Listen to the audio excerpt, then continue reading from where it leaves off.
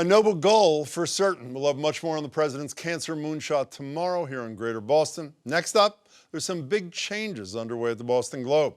Editor Brian McGrory just announced he's stepping down at the end of the year after a decade in the role, 3 Pulitzer Prizes, having worked his way up from paper delivery boy at the paper.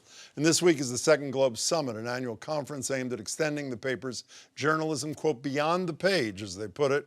This year's theme is The Next Boston, features dozens of high-profile speakers, including J.P. Morgan Chase's CEO Jamie Dimon, Biden's COVID-19 response coordinator, and former frequent Greater Boston guest, Dr. Ashish Jha, actor and climate activist Sam Waterston, and many more. Joined now by the woman leading the charge on all of it, Boston Globe Media CEO, Linda Pizzuti Henry. Linda, it's great to see you. So great to be here. Thanks for having me. My pleasure. What's the point of this thing? What are you hoping to accomplish? The summit.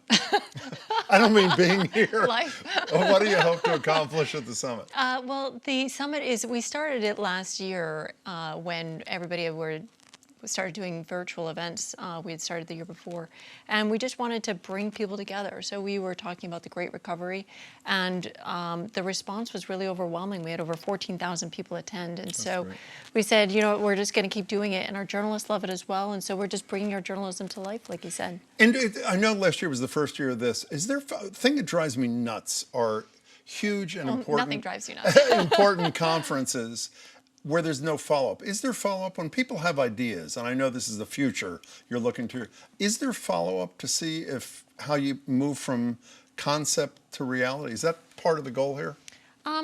Some of it. That's not exactly what's baked in. Part of it, our goal, you know, because it started during the pandemic, is really to bring people together and to have these conversations together and just sort of share thoughts and ideas. And there are interactive elements, like we're having documentary film screenings as part of our Globe Docs, and we're bringing people to talk about the arts. We're doing cocktail making. We're also having really deep conversations as well. So in terms of the follow-up, that's on the journalists that are there, and there are over 25 different journalists that are being part of it from the Globe, yeah. And this is virtual and free, is that correct? Yeah, completely free for 3 days. It's Wednesday through Friday this week, and we have a terrific lineup. I have a great conversation with David Ortiz, which is a lot of fun. So speaking of David Ortiz, by the way, he's at the Hall of Fame for his induction thing, and he thanks you.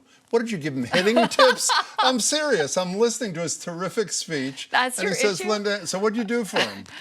It wasn't me. It's me and John and the whole organization that we've been really good friends and champions of David for a long time. So we were very touched that he thanked us, but no, I had nothing to do with his success on the field. That's not what I hear. And we'll give the web address to register for the conference, just a couple of minutes. So as I mentioned at the top, a couple of months ago, I think it was in May, new editorial page editor. Jim Braude, who is phenomenal. And we learned just a couple of days ago, Brian McGrory is leaving at least that position after 10 years. You're totally remaking the face of the paper, except you. Essentially, right? No, I'm serious. I mean, is that not daunting?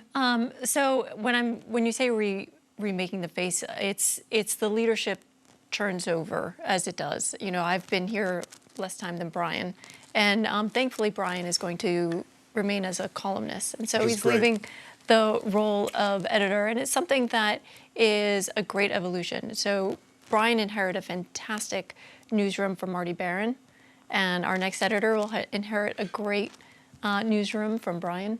You know what I never asked either you or your husband?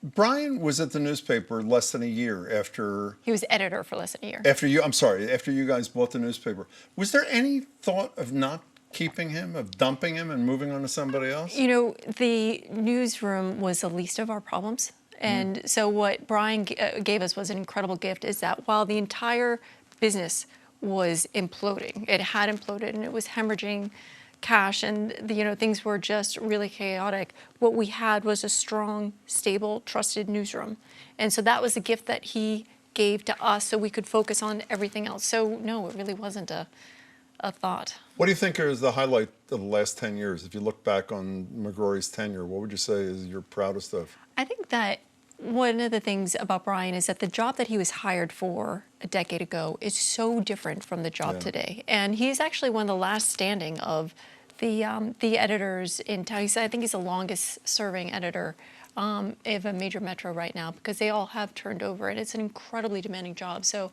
I think that the way that he handled a number of really, really big moments and kept the newsroom going and kept the standards of journalism high throughout all of it is a part that I'm most grateful for. There's never been anybody but a white guy who's been editor I know, of the... they've had a 150-year run. That's been Exactly, impressive. it's 150th anniversary. So is it a safe bet that there will not be a white guy sitting in that chair when his replacement is chosen? I don't really believe in making a commitment based on that alone. I'm making a commitment of finding really the best person who can lead a newsroom today. But when you say on that alone, obviously it's a consideration. It's certainly something in terms of how, as a news organization, it's really important that we reflect the city that we serve, and we have a really dynamic leadership team that also happens to be super diverse. But they weren't selected just because they were diverse.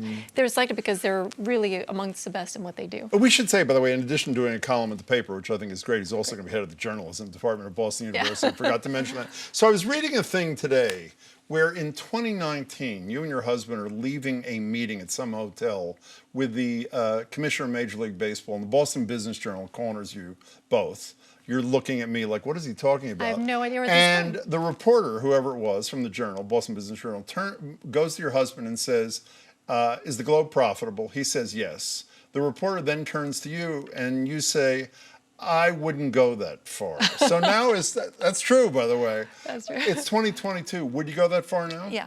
How is the paper doing? It's doing really well. We found a really good way of getting our journalism really done with top quality, continuing to invest in what we're serving and delivering it in a way that is efficient and sustainable.